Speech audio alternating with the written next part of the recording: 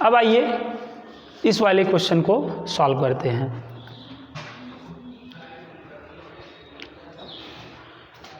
अब आइए इस क्वेश्चन को सॉल्व करते हैं।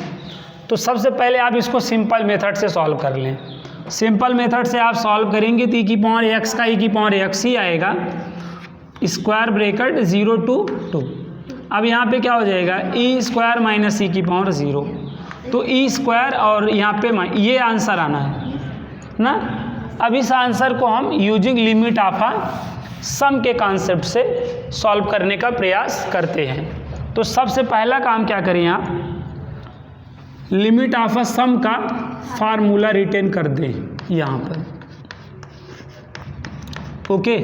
और यहाँ पे क्या हो जाएगा, limit h tends to 0 h और ब्रैकेट में ये आपका f of a plus f of a plus h हो जाएगा, plus f of a plus 2h हो जाएगा, एंड सो ऑन लास्ट में f of a plus n-1 into h, ठीक है। और यहाँ पे NH की वैल्यू क्या होने वाली है, NH की वैल्यू B माइनस A होने वाली है। और यहाँ देख लो, यहाँ पे प्यारे बच्चों A की वैल्यू 0 है और B की वैल्यू क्या है 2, तो 2 माइनस 0, तो NH की वैल्यू क्या आ गई, देखो 2 आ गई।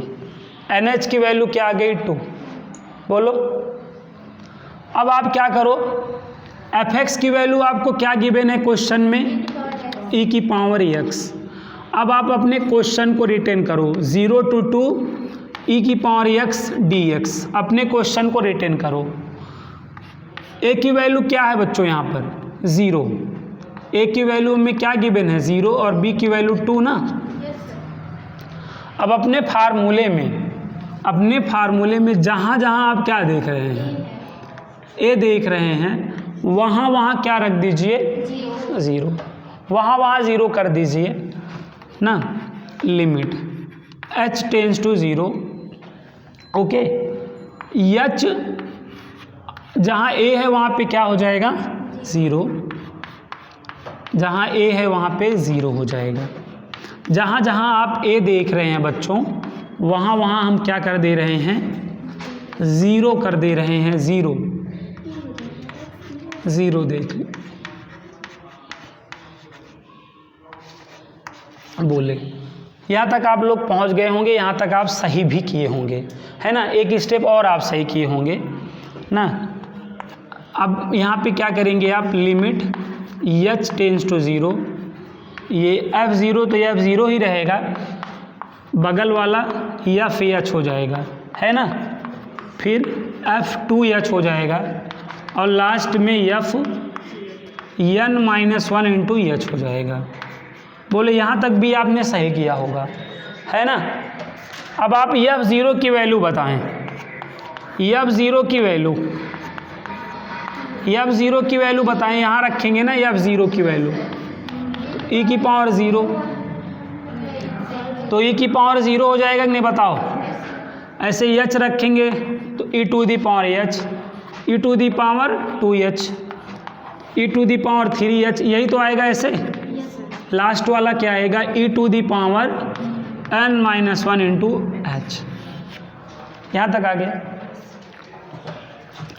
अब इसकी वैल्यू क्या होगी आप जान ही रहे हैं, इसकी वैल्यू क्या है बताएं। इसकी 1 प्लस यहाँ e⁻h, e⁻2h, e⁻3h and so on e⁻n-1 into h, है ना।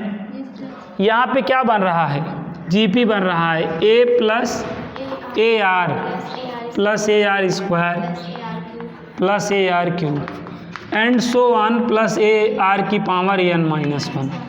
और इसका फार्मूला क्या होता है, इसका फार्मूला आपको पता है, a इन ब्रैकेट r की पावर n-1 अपान r-1, है ना। अब यही फार्मूला यहाँ लगा दो, तो यहाँ पे लगाओगे तो a की वैल्यू क्या हो गया, यहाँ फार्मूला लगाएंगे, ए की वैल्यू 1 और आर यहाँ पे कैसे निकालने वाले हैं, T2/T1 करके। तो ई की पावर एच अपान क्या 1, तो ई की पावर एच ही हो जाएगा, ये आपका आर हो जाएगा ना।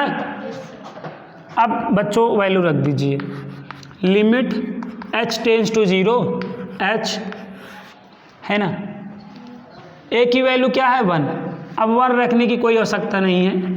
r की वैल्यू क्या है, e की पावर h की होल की पावर n ही रहेगा, क्योंकि देखो यहाँ n-1 है तो यहाँ n है ना, तो यहाँ पे भी तो n-1 ही है, तो n ही रहेगा। बताओ e की पावर h की होल की पावर n, -1 अपान क्या हो गया बताओ, e की पावर h -1।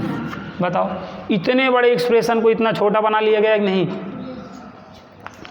अब बताओ लिमिट h टेंस टू 0, एक पावर अंदर एक पावर बाहर है, तो पावर का क्या हो जाएगा मल्टीप्लाई, तो e की पावर क्या हो जाएगा NH-1 अपान e की पावर h -1। यहाँ तक आ गया समझ में। अब NH की वैल्यू क्या जानते हैं हम लोग ना, रख दें जल्दी से।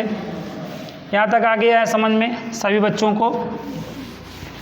अब यहाँ पे हम क्या करेंगे, NH की वैल्यू रख देंगे, NH की वैल्यू रखेंगे, NH की वैल्यू क्या है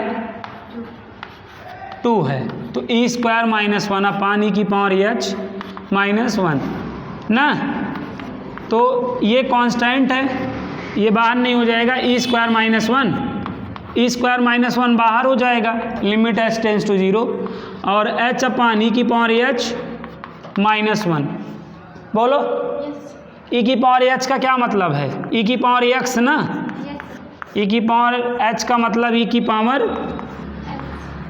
x, तो e की पावर x का फार्मूला पता ही है 1 + x, तो h हो जाएगा ना h² upon 2 factorial h³ upon and so on -1 होगा कि नहीं बताओ।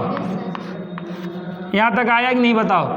-1 से +1 कैंसिल, h कामन ले लोगे h कैंसिल ना, तो इसको सॉल्व करने पे क्या आएगा बताओ, इसको सॉल्व करने पे 1 आ जाएगा कि नहीं, e² -1 × 1, तो यही तो आंसर हमें लाना था। सिंपल मेथड से इसका आंसर हम जान ही लिए थे, बाकी इसका कैलकुलेशन इसके पहले वाले क्वेश्चन में हमने कर ही दिया था। अरे यार ये कैलकुलेशन आपको भी मैंने करके दिखाया नहीं, इस वाले क्वेश्चन में कैसे करना है कैलकुलेशन इसका, तो वैसे ही किया हूँ, तो यहाँ पे 1 आ जाएगा और मल्टीप्लाई कर देंगे, हो गया आंसर। तो उम्मीद करता हूँ ये क्वेश्चन भी आप लोगों को अच्छे से समझ में आ गया होगा। Note down.